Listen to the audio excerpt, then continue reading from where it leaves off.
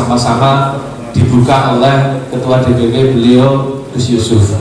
Oleh karena itu, selain terima kasih adalah kami ingin menyampaikan sedikit beberapa hal, mengutip saja sederhana sambutan dari Gus Yusuf. Yang pertama, di dalam penataan organisasi ini, terutama sampai ke tingkat DPAC, tidak ada istilah membuang, tidak menghargai pengurus lama, atau mungkin ini orangnya siapa dan ini orangnya siapa. Ketika mungkin pengurusnya ganti, ya berarti orang-orangnya ganti. Sama sekali tidak seperti itu. Tapi benar-benar amanat dari DPP yang kemudian disampaikan oleh DPW ketika kami DPC dikumpulkan oleh DPW adalah sederhana. Bagaimana seperti juga tadi disampaikan oleh Gus Yusuf, ini adalah untuk reorganisasi dan juga kaderisasi. Kekuatan struktur. Dewan Pimpinan Cabang Partai Kebangkitan Bangsa DPC PKB Kabupaten Cilacap targetkan 12 kursi di pemilu 2024. Musyawarah Anak Cabang Musancap Dewan Pimpinan Anak Cabang DPAC PKB se-Jawa Tengah digelar di Cafe Resto di Pelataran Cilacap Sabtu 11 Desember 2021. Musancap yang digelar serentak secara virtual melalui Zoom meeting diawali dengan pengarahan Ketua DPW PKB Jawa Tengah, Kiai Haji Yusuf Kutlori. Ketua DPC PKB Cilacap, Samsul Aulia Rahman mengatakan PKB fokus memenangkan legislatif 2024 mendatang, yang semula 8 kursi menjadi 12 kursi, syukur kepleset 15 kursi. Tak hanya menang di legislatif, namun PKB juga berkomitmen PKB memiliki bupati yang diusung oleh PKB. Dengan strategi melakukan penataan dan mengakomodir kader-kader potensial PKB di Cilacap, juga menguatkan secara struktural dengan mengumpulkan basis-basis di masyarakat, khususnya generasi muda milenial. Syarif Abdillah, Ketua Fraksi PKB DPRD Provinsi Jawa Tengah, mengatakan untuk Kabupaten Cilacap diharapkan ada penambahan kursi, serta menyiapkan kader PKB untuk calon bupati di Cilacap, strateginya dengan menguatkan struktur, pertemuan silaturahmi, dan kaderisasi.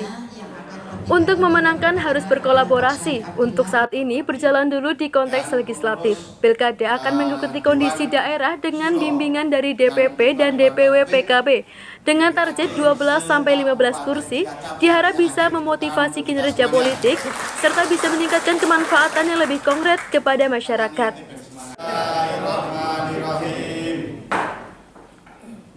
Maka Bapak Ibu kami persilahkan untuk berdiri.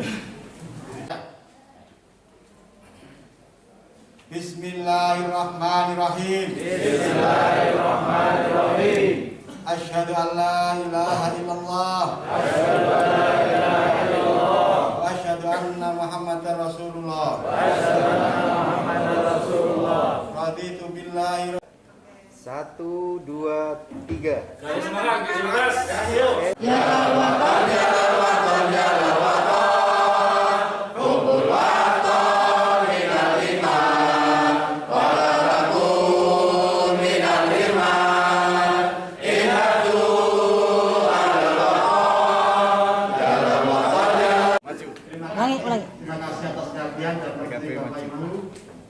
Tapi saya yakin semuanya yang hari ini hadir dulu sudah berjuang di dalam PKB. Kalau lihat pakai Jasmine Jambari dulu saat PKB didirikan di Binangun, beliau deklarator. Kita PKB, PKB, PKB, PKB.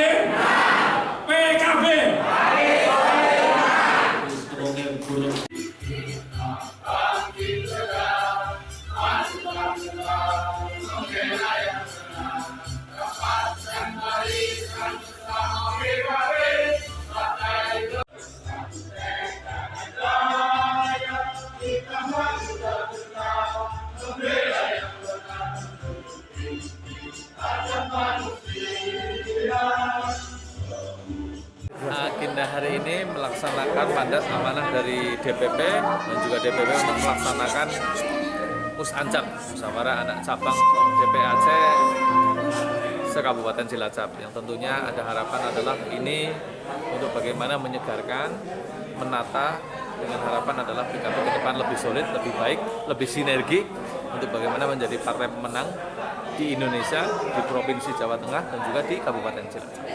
Intinya adalah bagaimana menumbuhkan semangat baru. Terkait target di pemilu 2024. Terkait target, PKB punya presiden, PKB menang di DPR RI, terus kemudian PKB menang juga di DPRD Provinsi dan punya wakil gubernur atau gubernur, dan PKB menang di Kabupaten Cilacap menjadi partai pemenang di DPRD Kabupaten Cilacap dan juga memiliki bupati. Itu target kami untuk bagaimana berjuang untuk membuat program yang untuk kemaslahatan umat. Ini sebelum pilkada ada pilihan legislatif dulu.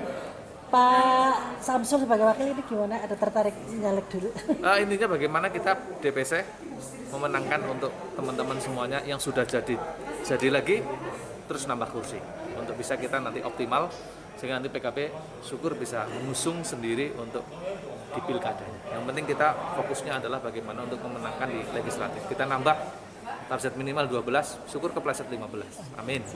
Strateginya apa nih Pak? Strateginya bagaimana kita ya pada hari ini salah satunya adalah penataan dengan bagaimana mengakomodir semuanya masukan, terus kemudian bagaimana kader-kader yang optimal potensial kita bagaimana dorong ke depan untuk menguatkan sampai ke tingkat tidak hanya DPRD sampai ke tingkat ranting. Sehingga salah satu strateginya adalah menguatkan secara struktural, kedua kemudian mengoptimalkan kultural dan bagaimana mengembangkan basis-basis di istilahnya masyarakat yang nasional maupun generasi muda atau generasi milenial. Agenda ini adalah penguatan struktur DPAC secara serentak di Jawa Tengah, salah satunya di Kabupaten Cilacap. Jadi kita menetapkan kepengurusan Dewan Pengurus Anak Cabang di tingkat kecamatan se-Kabupaten Cilacap. Tadi Pak, Bapak menyampaikan terkait target di pemilu 2024 untuk Kabupaten Cilacap dan Provinsi Jawa Tengah ini seperti apa nih Pak? Ya, yang jelas di Kabupaten Cilacap kita berharap nanti ada penambahan kursi, sekaligus nanti juga kita berharap akan punya efek di tingkat provinsi dan tingkat DPR RI. Ke depan kita bisa menyiapkan kader kita untuk berkontestasi menjadi calon bupati di Kabupaten Cilacap. Lihat ada strategi untuk pemenangan itu sendiri Pak? Ya, strategi kita utamanya adalah satu, penguatan struktur sudah kita lakukan. Yang kedua, kita akan coba membuat model pertemuan-pertemuan dan silaturahim, kaderisasi tentunya, dan ini menjadi bagian yang penting. Dan tidak kalah penting adalah kita akan coba memfokuskan pada isu-isu kemasyarakatan. Bagaimana saat ini di masa pandemi rakyat butuh hadir dari partai politik untuk bagaimana memberikan penguatan terutama di bidang ekonomi. Bagaimana mereka bisa kita dampingi dalam konteks perizinan, dalam konteks penguatan kelembagaan usaha-usaha mereka. Nanti ke depan ini menjadi PR kita bersama. Kita memfokuskan salah satunya bidang ekonomi. Yang kedua, kita akan menguatkan isu-isu strategis bidang lingkungan. Karena ini menjadi salah satu hal yang penting, apalagi konteks sekarang ada global warming. Partai menjadi salah satu elemen masyarakat yang harus mengedepankan soal bagaimana pembangunan berbasis hijau. Jadi ini menjadi hal yang harus kita lakukan karena jangan sampai ke depan kondisi alam sudah kayak gini, pembangunan tidak mencerminkan sustainable lingkungan, karena ini menjadi hal yang harus kita buatkan dengan salah satunya nanti soal bagaimana penanaman sampah, soal bagaimana penanaman lingkungan, menjaga kita ini daerah kita juga banyak rawan banjir, bagaimana kita membuat antisipasi secara kolektif dan kawasan untuk antisipasi terhadap kawasan-kawasan banjir tersebut. Dari Cilacap News TV Channel, Nani Eko memberitakan. Demikian pemirsa, informasi berita Cilacap dan sekitarnya dalam program Cilacap News TV Channel. Seluruh kerabat yang bertugas mengucapkan terima kasih atas perhatian Anda. Sampai jumpa.